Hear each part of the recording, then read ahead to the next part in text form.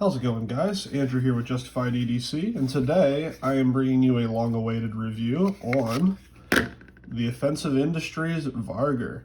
I know a lot of you have been asking for a full review on this. I showed this off on my new knives and gear video a couple months back. I've shown this in some size comparisons. It's all been all over my Instagram.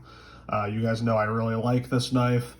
But I wanted to bring you a full review on it after I had gotten a decent amount of use on it. And as you can see by the blade finish here, it has been getting used. This and my BW Knives Erebus, which review coming soon on that as well, have pretty much been in my pocket since I've gotten them. It's been really hard for me to not carry those.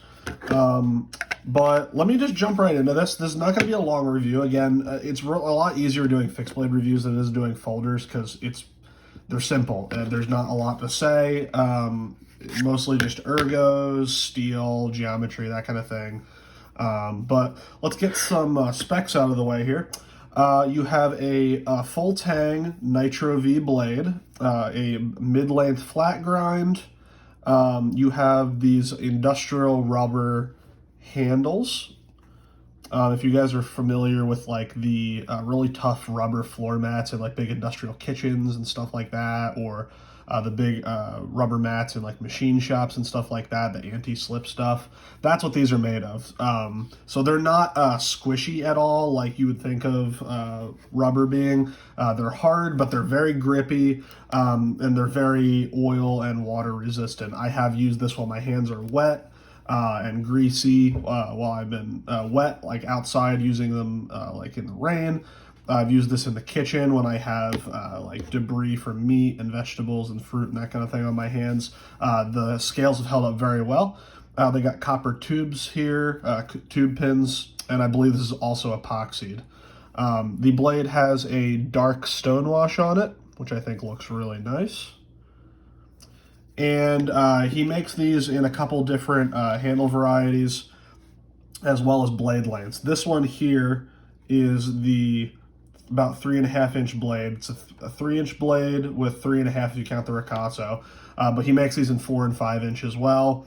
And you can get the handle scales in micarta or stabilized wood, this rubber. He does some with jute wrap. He does some with a Jap wrap. So yeah, there's pretty much endless possibilities on these, but this is the basic configuration in terms of the outline of the blade. I'm going to get some specs out of the way here in terms of size. So like I said, you get about 3.5-inch blade, about 3 inches of, just under 3 inches of cutting edge. So right about 3.5 if you count the ricasso back to the handle here. Your handle, you have just under 4 inches. If I go like grip area, you got like about 3.5, 3 3/4 inches of grip area, and then overall length is about 7 1/4 inches. So this is not a big knife, but for me and my medium-sized hands, this is pretty much perfect. In terms of ergonomics, you can do all of your standard grips in it, which you guys know I like quite a bit. Yeah, this is there's not a lot to say. It's just a good solid knife. It works for defensive use. Obviously, you can use it in your reverse grip edge in or out. I prefer in. With this little I don't even know what to call this, guard or protrusion here. It helps you index the blade. So if you're using this in the dark or you're not looking at it, you always know which side your edge is on because you have that guard there, whereas the top is just a straight back. So that way you can index for utility use, or if you're wanting to draw in a certain orientation, you can feel on either side of the hand that guard to know where your edge is oriented. This is a very tough knife. I've put this thing through a lot. Again, Nitro V steel, I've been super impressed with. A bunch of custom makers have been using this recently. I mean, custom makers, from what I understand, Nitro V really got its start in the custom knife world, and then we started seeing it on some like budget production knives like Civivis and Kaisers and stuff like that.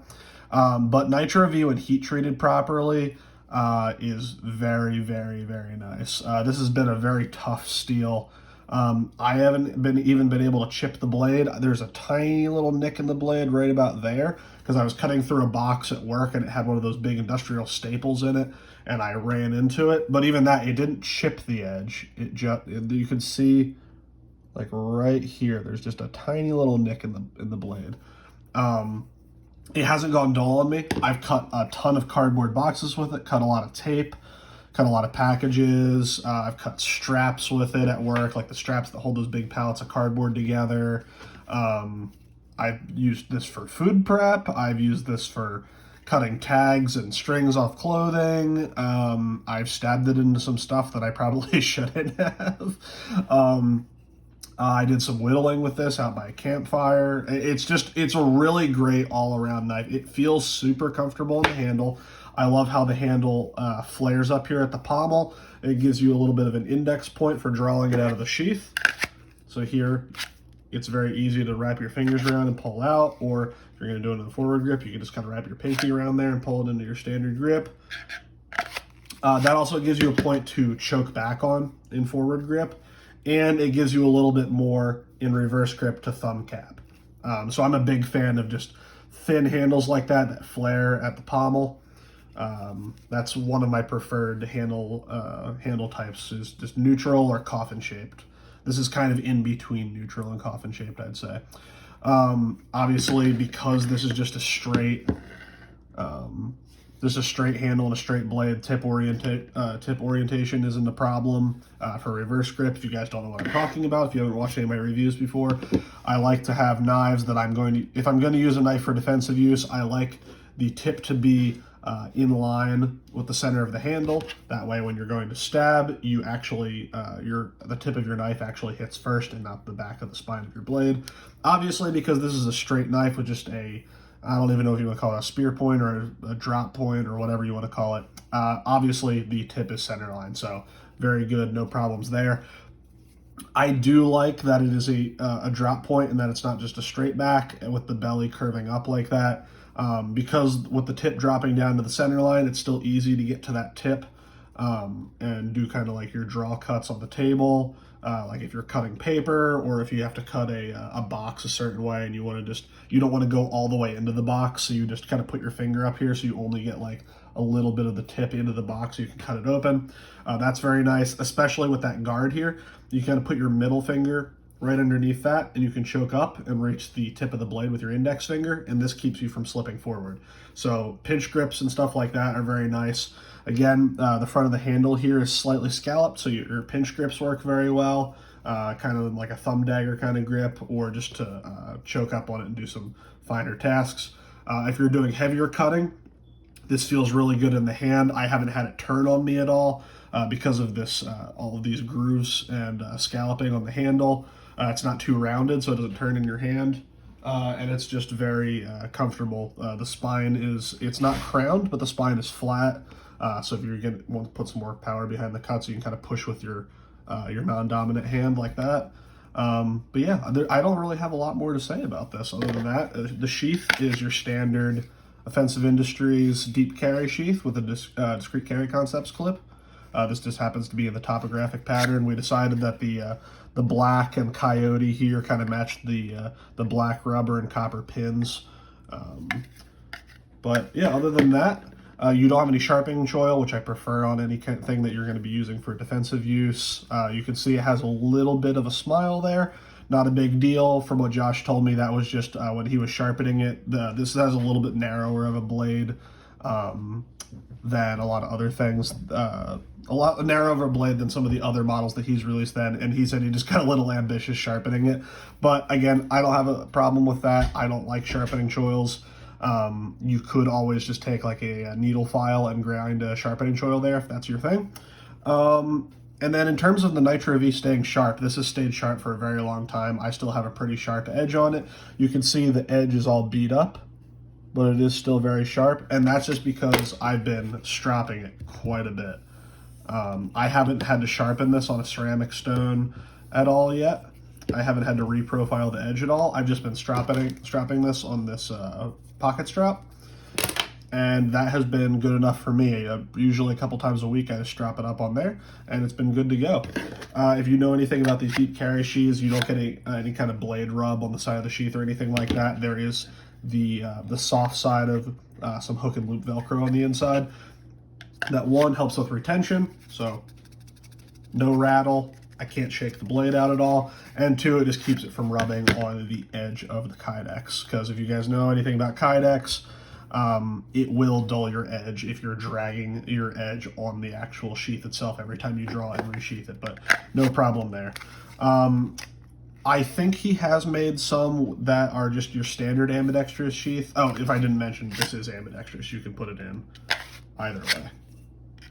But I believe he has made some that are just like standard height for carrying like inside the waistband, but most of these come with the deep sheath, and that's kind of my preferred method because I carry it in the pocket on my right side as my main EDC blade.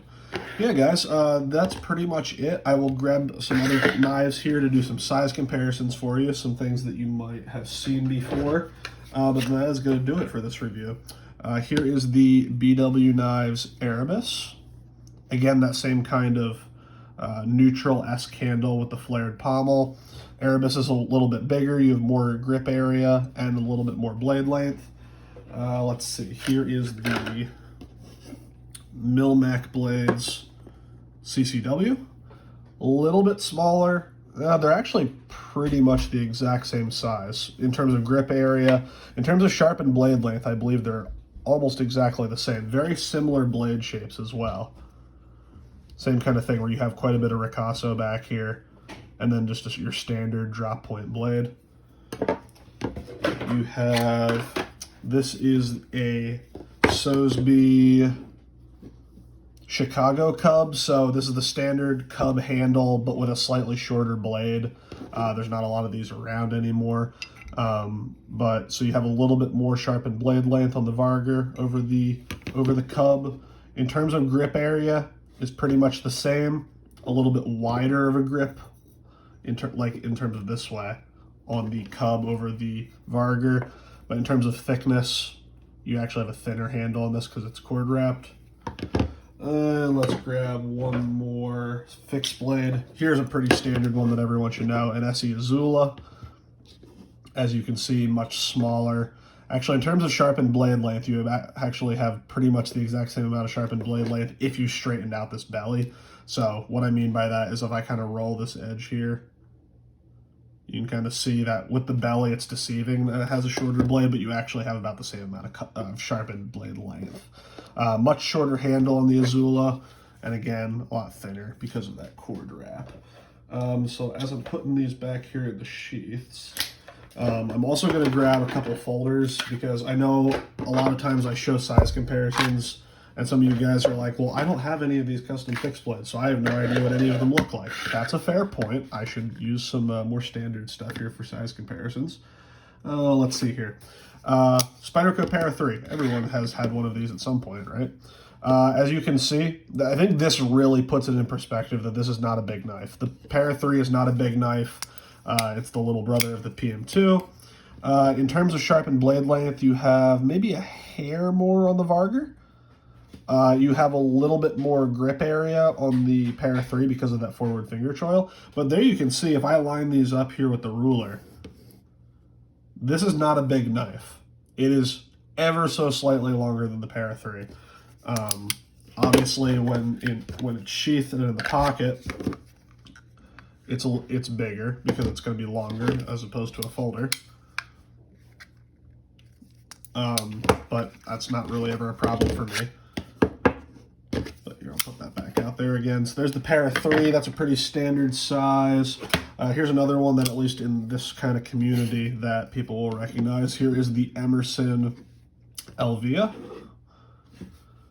Again, the Elvia is not a big knife, and I think the Vargr is pretty much the exact same length. And in terms of sharpened blade length, you have about the exact same amount. In terms of grip area, let's see, in terms of grip area. In terms of grip area, you might actually have a little bit more on the Vargr. It's kind of hard to tell with the curved handle of the Elvia, but I mean, they feel pretty similar in terms of how much you can how much grip you have. Yeah, maybe a hair more on the Vargr. So there's that, and let's pull one more. Oh, I'll do this. This is my Gonzo Delica, as I like to call it, because Delicas are stupid expensive these days for what you're getting, so I got the Gonzo version. These are the exact same size as the Delica in terms of overall length and profile for the most part, so that'll give you a good size comparison there. Again, just a hair bigger than the Delica when it's unfolded. Again, your blade length, you might have a hair more on the Vargr. In terms of grip area, you might actually have a bit more on the Delica. Or okay, I should measure from here, because on the Gonzo you have a forward finger choil, why I actually think this is a better knife. But in terms of the actual Delica, normally you're going to be starting from right about there. So you actually have a bit more grip area on the Vargr over a Delica. But that'll do it for the folders, and that's going to do it for the size comparisons, guys. I hope you found this review interesting and helpful. Highly recommend checking out Offensive Industries. He's dropping new knives all the time. He has a couple different designs out now, the Fenrir, the Vargr, and a couple others in different orientations. And he also does great Kydex work, so if you need a pocket sheath for any fixed blades or an IWB sheath or anything like that, he is the best in the game in terms of Kydex, so I would highly recommend you check his Instagram page out. I'll leave links to his page and his website down in the description. And as always, thank you guys for watching. I'll see you in the next one.